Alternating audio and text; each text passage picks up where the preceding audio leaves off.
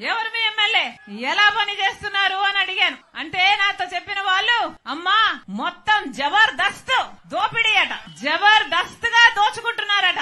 ఎలా ఉంది మీ ఎమ్మెల్యే అంటే, ఎమ్మెల్యే కాదమ్మా మంత్రి అన్నారు. పోనీ ఎలా ఉంది అంటే, మాకు ఒకరు కాదమ్మా నలుగురు మంత్రులు అన్నారు. నలుగురు ఏంటన్నా అంటే, ఎమ్మెల్యే గారు మంత్రి అట, భర్త మంత్రి అట, వాళ్ళ అన్నలిద్దరు కూడా మంత్రులేడట. యథేచ్ఛగా జబర్దస్త్ గా దోచుకుంటున్నారట. గ్రావెల్ వదలరంట, చెరువులోని మట్టి వదలరంట, ఇసుక వదలరంట, ఏది గాని వదలరంట. ఆఖరికి పేద వాళ్ల కోసం హౌసింగ్ కడితే ఆ హౌసింగ్ మాఫియాలోనే చేతులు మారడంలోనే 100 కోట్లు సంపాదించుకున్నారమ్మా అన్నారు. పేదవాళ్లకు కట్టే ఇళ్లల్లో ఆఖరికి చిన్న ఉద్యోగాల కోసం వచ్చినా కూడా కమిషన్లు తీసుకుంటారమ్మా. ఎవరన్నా వెంచర్లు వేశారంటే ఆ వెంచర్ లో వీళ్ళకి ప్లాట్లైనా ఇవ్వాలి, లేకపోతే కప్పమైనా కట్టాలి. వీళ్ళ కన్ను పడింది అంటే ఆ ప్లాట్ గా మిగలదమ్మా, వాళ్ళ స్వాహా చేసేస్తారు అన్నారు. ఇందుకేనా అధికారం ఇచ్చింది, ఇందుకేనా ఓట్లేసింది. ఎక్కడ చూసినా అవినీతి, ఎక్కడ చూసినా డబ్బులమయం. ప్రజల గురించి ఆలోచన చేసేవాడు ఎవరైనా ఉన్నారా అంటే ఒక్కరు కూడా లేదు. ఇలా తయారైంది కదా.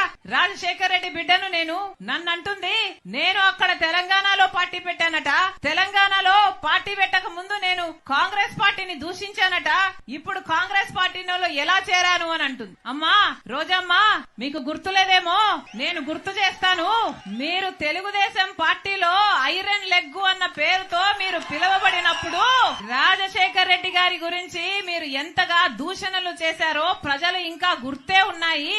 రాజశేఖర్ రెడ్డి గారంత మహా మనిషిని పట్టుకొని రాజశేఖర్ రెడ్డి గారి గురించి మాట్లాడిన మాట పిచ్చి పిచ్చి వాగుడు. రాజశేఖర్ రెడ్డి గారి పంచ విప్పి కొడతాను అన్న పిచ్చి పిచ్చి మాటలు మాట్లాడిన ఆవిడ ఈ రోజా నా గురించి మాట్లాడుతుందా? రాజశేఖర్ రెడ్డి బిడ్డను నేను. రాజశేఖర్ రెడ్డి గారు ఈ ప్రపంచంలో నన్ను ప్రేమించినంతగా ఎవరిని ప్రేమించలేదు. అసలు రాజశేఖర్ రెడ్డి గారిని గౌరవించని చోటున నేను కనీసం ఊపిరి కూడా తీసుకోలేను. ఈ రోజు కాంగ్రెస్ పార్టీలో రాజశేఖర్ రెడ్డి బిడ్డ చేరింది అంటే ఎందుకు చేరింది? ఎందుకంటే వాళ్లకు రాజశేఖర్ రెడ్డి గారి మీద అపారమైన గౌరవం ఉంది అని నేను నిర్ధారించుకున్న తర్వాతనే కాంగ్రెస్ పార్టీలో చేరాను. మణిపూర్ ఘటనలో ఈ వైసీపీ క్రైస్తవులై ఉండి వైసీపీ నిలవకపోయినా మణిపూర్ లో క్రైస్తవుల కోసం కాంగ్రెస్ పార్టీ నిలబడింది కాబట్టి నేను కాంగ్రెస్ పార్టీలో చేరాను. మన ఆంధ్ర రాష్ట్రానికి ప్రత్యేక హోదా గురించి వీళ్ళు కొట్లాడతామని చెప్పి మాట తప్పితే కాంగ్రెస్ పార్టీలో రాహుల్ గాంధీ గారు మొట్టమొదటి సంతకమే నేను ప్రత్యేక హోదా ఫైల్ మీద చేస్తాను ప్రధానమంత్రి అయినాక అని ఆయన మాట చెప్తే తర్వాత చేరాను నేను కాంగ్రెస్ పార్టీలో. నా గురించి మాట్లాడుతున్నారా? పైగా తెలంగాణలో పార్టీ పెట్టానట, నేను మూసేసి ఇక్కడికి ఎందుకు వచ్చాను అని అడిగింది. అమ్మా నేను వైఎస్ఆర్ తెలంగాణ పార్టీ అని పార్టీ పెట్టిన మాట నిజమే, అది మూయలేదు తల్లి.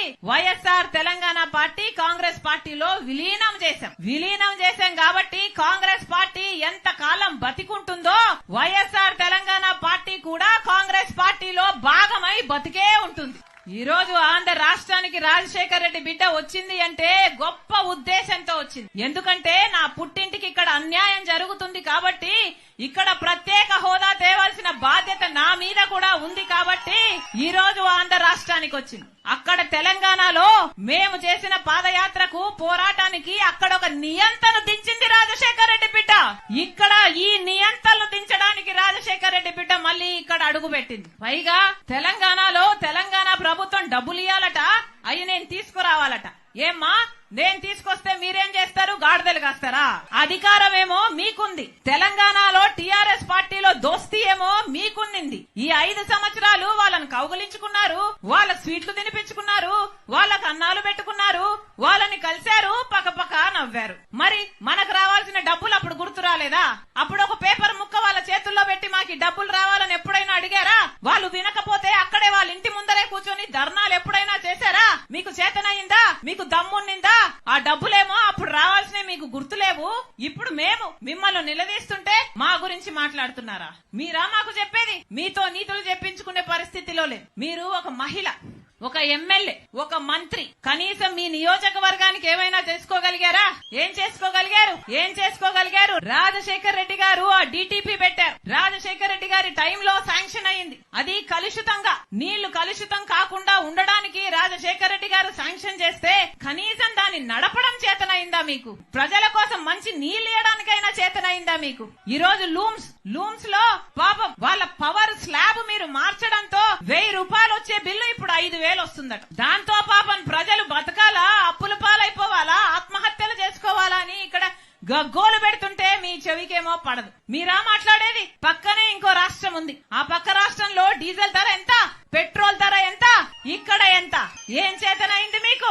ఏం చెప్పారు ఆ రోజున? ఇదే వైసీపీ ప్రభుత్వం ఆ రోజు చెప్పలేదా మేము ధరలు తగ్గిస్తాము అని, సబ్సిడీలు ఇస్తాము అని ఆ రోజు చెప్పలేదా? అంతెందుకు, మందు బాటలు కూడా పక్క రాష్ట్రంలో తక్కువేనట. ఇక్కడ క్వార్టర్ బాటిల్ ఎంత, అక్కడ క్వార్టర్ బాటిల్ ఎంత? అది కూడా చేత కాలేదు కదా మీకు? మీరా మాట్లాడేది? మీరా నీతులు చెప్పేది? సరే, మీరు ఎమ్మెల్యే, మీరు మంత్రి, మీ వల్ల చేత కాలేదు. సరే, కనీసం ఒక మహిళ కదా మీరు, కనీసం మహిళల విషయాలకైనా మీరు ఏమైనా భద్రత కలిగించగలిగారా? అంగన్వాడీ మహిళలు ఎంత కాలం అయ్యింది సమ్మె చెయ్యబట్టి. వాళ్ళు ఏమడిగారు? పక్క తెలంగాణలో, పక్క కర్ణాటకలో మాకంటే ఎక్కువ జీతాలు వస్తున్నాయి, మాకు 12,000 ఇస్తున్నారు, ఇది సరిపోవటం లేదు, మాకు కూడా పక్క రాష్ట్రంలో జీతాలు పెంచినట్టు మా జీతాలు పెంచండి, మా కుటుంబాలు గడవాలి కదా అని వాళ్ళు అడిగితే జుట్లు పట్టుకుని వాళ్ళని లాగి పోలీస్ స్టేషన్లలో వేస్తారా?